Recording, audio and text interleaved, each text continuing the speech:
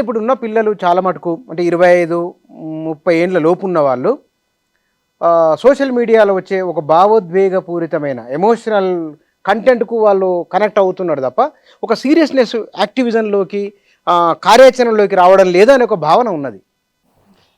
Activism అంటే just activism కాదు sir. ఇండియాలో యాక్టివిజంకి డబ్బులు అవసరం. ఫస్ట్ ఆఫ్ ఆల్ ఇండియాలో యూత్ దగ్గర డబ్బులు ఎక్కడ ఉన్నాయి? జాబులు లేవు. మీరు జాబులు క్రియేట్ చేయట్లేదు. గవర్నమెంట్ని అంటున్నా, జాబులు క్రియేట్ చేయట్లేదు. కనీసం మాట్లాడడానికి మాకు నోరు లేదు. ప్రెస్ ఫ్రీడమ్ చూస్తే ఎక్కడో మూలబడి ప్రెస్ ఫ్రీడమ్ లేదు, కనీసం మాట్లాడలేము. నేను ఇప్పుడు పోయేసి ఇంగ్లీష్లో మోడీని ఏదన్నా డైరెక్ట్గా క్వశ్చన్ చేశానంటే నా అకౌంట్ రేపు ఎగిరిపోతుంది. సంవత్సరం నుంచి నేను కూర్చొని 80K తీసుకొని వచ్చి 80K ఫాలోవర్స్ని అక్కడ పెట్టి అన్ని చేస్తున్నది వాడిని. రేపు పోయి నేను ఏమైనా మాట్లాడితే నా అకౌంట్ ఎగిరిపోవచ్చు. ఇదా నాకున్న డెమోక్రటిక్ ఫ్రీడమ్ ఇండియాలో. ఇప్పుడు వాళ్ళు మాట్లాడగలుగుతున్నావుగా? మాట్లాడుతున్నా, కానీ నేను మాట్లాడాల్సింది మాట్లాడితే నేను జైల్లో అన్నా ఉంటా, నా అకౌంట్ ఎగిరిపోతుంది. అదేమిటి మాట్లాడాల్సింది ఏమిటి, మాట్లాడకూడదు ఏమిటి? అది మాట్లాడితే నేను జైల్లో ఉంటారు రేపు. అందుకని ఇప్పుడు నిజాలు చెప్పడం ప్రభుత్వానికి వ్యతిరేకత, నిజాలు చెప్పడం అనేది యాంటీ నేషనల్ అయిపోయింది కదా. నిజం అంటే ఇప్పుడు ప్రాబ్లం ఎక్కడ వచ్చిందంటే రాహుల్ గాంధీ మాట్లాడుతున్నారు కదా, జైలుకి వెళ్ళలేదు ఆయన, మరి సరిపోతుందా ఆయన? సార్ రాహుల్ గాంధీ బ్యాక్గ్రౌండ్ ఎక్కడ? ఒక ఉస్మానియా యూనివర్సిటీలో చదువుతున్న ఈయన బ్యాక్గ్రౌండ్ ఎక్కడ సార్?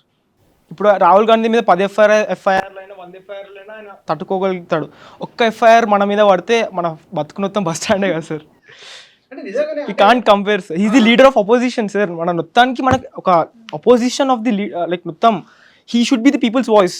ఆయన తను మాట్లాడాల్సిందే, మాట్లాడుతున్నాడు కదా. తన responsibility itself is to మాట్లాడడం, అపోజ్ చేయడం.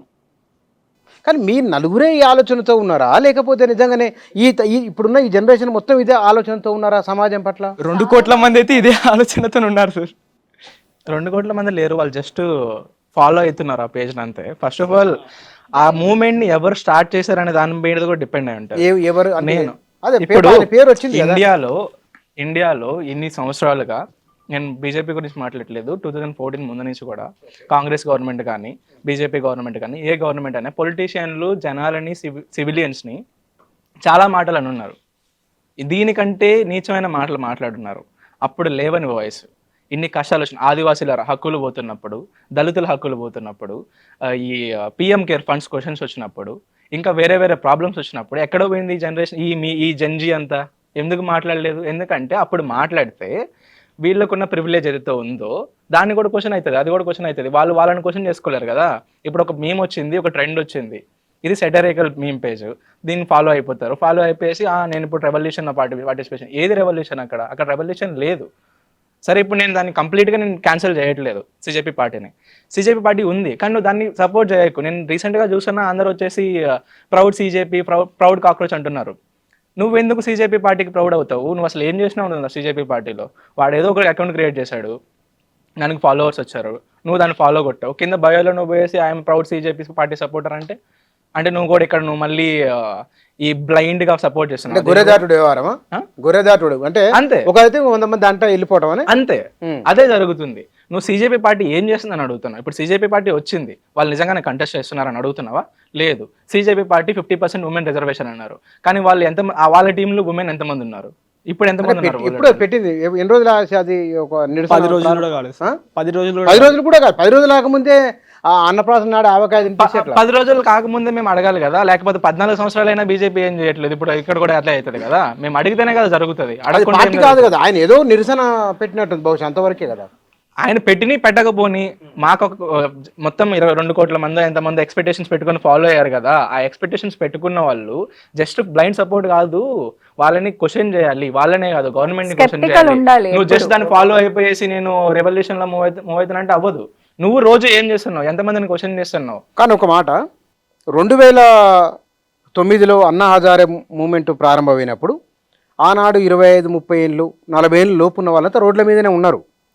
కానీ ఇవాళ ఉన్న ఆ రోజు అవినీతి, దేశంలో అవినీతి పోవాలని, బంధుప్రీతి ఉండకూడదని, రాజకీయాల్లో మౌలికమైన మార్పు రావాలని, బేసిక్ మార్పు రావాలని మాట్లాడిన వాళ్ళు. మీరు కొంత 10 ఏళ్ళ ఎన్నిక వెళ్ళిపోతే పేపర్లు తిరిగిస్తే అనిపిస్తుంది. ఇవాళ మరి ఆ అవినీతి గురించి ఎవరెందుకు మాట్లాడట్లేదు? ఒక ఉప్పెనలాగా రావటం, ఓ నిరసన చెప్పడం, ఆ సోషల్ మీడియాలో ఫేస్బుక్లో కామెంట్ రాయడం, వెనక్కి వెళ్ళిపోవటం, ఇదేనా జరుగుతున్నది? అవినీతి గురించి మాట్లాడడానికి రోడ్ల మీద రావాలంటున్నారా మీరు? నేను రావట్లా అంటే డిస్కషన్ లేదు ఎందుకు అని. డిస్కషన్ జరుగుతుంది, దాన్ని బయటకు రానియట్లేదు, తొక్కేస్తున్నారు. ఏమైనా ఎక్కువ మాట్లాడితే ఎత్తుకుపోయి జైల్లో వేస్తున్నారు, ఆ కేసు ఈ కేసు వేసి. అబ్యూస్ చేస్తున్నారు, బూతులు తిడుతున్నారు ఆన్లైన్ లో వచ్చిన వాళ్ళకి. వాషింగ్ మెషిన్ కూడా ఉంది కదా సార్, వాషింగ్ మెషిన్ ఉంది కదా. మొన్నటి దాకా రాఘవ చద్దానే అన్నాడు ఇన్ని చేశాడు, బీజేపీ ఇన్ని చేసింది, కరప్ట్ పార్టీ అది ఇది అన్నాడు. మళ్ళీ పోయి దాంట్లో కలిసాడు. ఎందుకు? దాంట్లో ఉన్న యాప్ లో ఉన్న 17 మంది 18 మంది ఎంతమంది ఎమ్మెల్యేలు జాయిన్ అయిన దాంట్లో అంతమంది పోయి దాంట్లో జాయిన్ అయ్యారు. ఎందుకు? వాళ్ళ మీద రైట్స్ జరిగినాయి. రైట్స్ జరిగిన నెక్స్ట్ వీక్ లోనే అక్కడ పోయి జాయిన్ అయ్యారు. అంటే ఇక్కడ ఉంటే రైట్స్ జరుగుతాయి, కానీ బీజేపీలో ఉంటే రైట్స్ జరగవు. వాష్ అయిపోతుంది మొత్తం అంతా, క్లీన్ అయిపోతుంది. ఉంది, అది నమోదు మన బయటకు రావట్లేదు, కప్పివేయబడుతున్నారు. సో ఒక నిజం బయటకు వచ్చే ముందే సమాధి చేయబడే అంత దారుణమైన స్థితిలో దేశం ఉంది అని అయితే ఒప్పుకోవాలి కదా ఇప్పుడు. సార్ ఇంకొక థింగ్ సార్, ఇప్పుడు ఒక ప్రాబ్లం సార్, రీసెంట్గా అయినా నీట్ పేపర్ లీకే అనుకుందాం, చాలా పెద్ద ప్రాబ్లం సార్ అది. ఇదే ప్రాబ్లం వేరే ఏ కంట్రీలో అయినా మొత్తం కంట్రీ అంతా రెసిస్టెన్స్ ఉంటుంది. యూత్ అందరూ ఆన్లైన్లో వేయగలిగారు వాళ్ళకి చేసినంత, కానీ ప్రధానమైన అపోజిషన్ ఏది ఉందో వాళ్ళు చేయాల్సినంత అపోజిషన్ ఎందుకో వేయలేదు. మరి వాళ్ళంతా అపోజ్ చేయలేకపోయారు sir. They should question the resigning of the minister who is responsible for this, or they should ask for something కదా. They are also not being the face of it. ఇప్పుడు ఆన్లైన్లో ఈ cockroach Janata పార్టీకి ఇంతగానం numbers వచ్చినాయి. దీనికి one of the main reason ఏంటంటే youth are looking for a change. Alternative కావాలి, ఈ పార్టీ ఆ పార్టీ అని కాదు.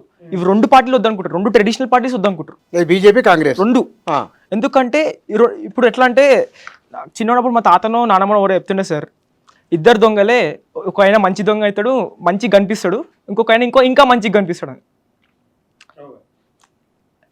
It's just like is bad worst, అది థింగ్ సార్. ఇప్పుడు ఇవి రెండింటికి ఆల్టర్నేటివ్ కావాలి. అంటే ఆల్టర్నేటివ్ ఏ విధానం ఉండాలని మీరు అనుకుంటున్నారు policy? And coming to alternative sir, cockroach Janata party can never win elections, అది పక్కా అది. ఎందుకంటే ఇప్పుడు మనం చూసిన 2 కోట్ల ఫాలోవర్స్లో నాకు తెలిసి 1 కోటి మంది మైనర్సే ఉంటారు, రైట్ టు ఓట్ ఉండదు వాళ్ళకి. ఇంకా 1 కోటి మందికి ఆన్ గ్రౌండ్లో అంత లేదు సార్. 2029కి వచ్చేస్తారు కదా, ఓటకు వస్తుంది కదా 2029కి. ఇప్పుడు మైనర్స్ ఉన్నా సరే అప్పటికి వాళ్ళకి ఇప్పుడు మనం ఆశతో ఉన్నాడు. మనం మాట్లాడిన నేషనల్ పార్టీస్ ఉన్నాయి కదా, వాళ్ళకు ఉన్నంత గ్రౌండ్ కనెక్టివిటీ అయినా ఏదైనా ఏ పొలిటికల్ పార్టీకి లేదు సార్. ఇంకా ఫర్ ఎగ్జాంపుల్ మనం ఈ జెన్జీసే ఫర్ ఎగ్జాంపుల్ 30% ఆఫ్ జెన్జీస్ ఉన్నారు కదా, వీళ్ళని టార్గెట్ చేసాము సార్. ఇప్పుడు కాక్రోచ్ జనతా పార్టీలో 30% జెన్జీస్ ఉన్నారు కదా, ఒకటి వీళ్ళే ఓట్ చేస్తారు అనుకోండి, 30% ఓట్స్తో ఎలక్షన్స్ విన్ అవుతారా సార్?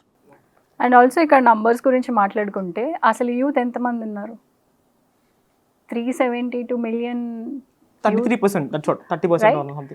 దాంట్లో మీరు ఈ పార్టీ సోషల్ మీడియాలో ఉన్న పేజ్లో చూసేది ఒక 21 million పీపుల్ అనుకుందాం. దాంట్లో మళ్ళీ కొంత ఏజ్ ఇటు అంతా ఒక 1-2% ఓటర్స్ అన్న ఉంటారా దీంట్లో, వీళ్ళ దాంట్లో. అండ్ ఇంకోటి, అదే కాక్రోచ్ జనతా పార్టీ ఈ నంబర్ ఏదైతే ఉందో ఇంత హైప్ సోషల్ మీడియాలో ఎందుకు క్రియేట్ అయ్యింది అసలు? ఈ 4 daysలో ఒక పేజ్ని కంటిన్యూస్గా ఫాలో కొట్టేశారు. ఎందుకు అయిందంటే దానికి ఏమైనా ఉందా? మిమెటిక్ సార్, హ్యూమన్స్ ఆల్వేస్. ఇప్పుడు సార్ అన్నట్టు మీరు గొర్రెల్లాగా అన్నారు కదా, మిమెటిక్. ఒకరిని చూసి ఇంకొకరు ఇట్లా ఒక ట్రెండ్ అవుతుంది, ఒక మీమ్ అవుతుందని అనేది ఫాలో కొట్టారు, కానీ ఒక ఐడియాలజీ ఉంది, they are going to truly bring a change అనేది చాలా మంది ఫాలో కొట్టలేదు. I completely not agree with that point.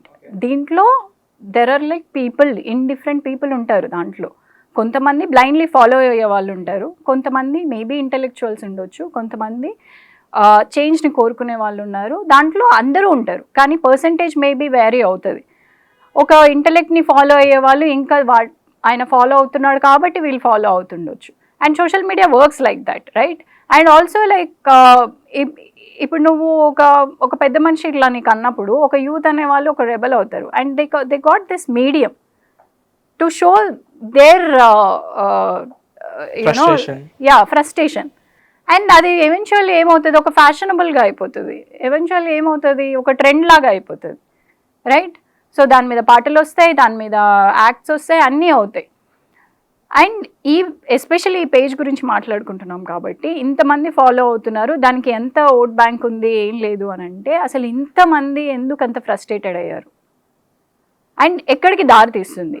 It's good that if this party is going to be politically very strong, right? And ఇంకోటి, ఈ youth ఎవరైతే మాట్లాడుకుంటున్నామో మనము, ఏ youth, most of the people are elite people. అసలు ఊర్లో ఉన్న youth గురించి ఏంటి, వాళ్ళేంటి, అసలు వాళ్ళు ఏమనుకుంటారు? అసలు ఒక జోక్ కూడా అవ్వచ్చు కదా వాళ్ళకి. వాళ్ళ ఊర్లో కూర్చొని వీళ్ళేంట్రా బొద్దింక పార్టీ అంట, ఇదేం పార్టీ అని మాట్లాడుకోవచ్చు. వాళ్ళకి ఎంత అవేర్నెస్ ఉంది ఈ పార్టీ గురించి?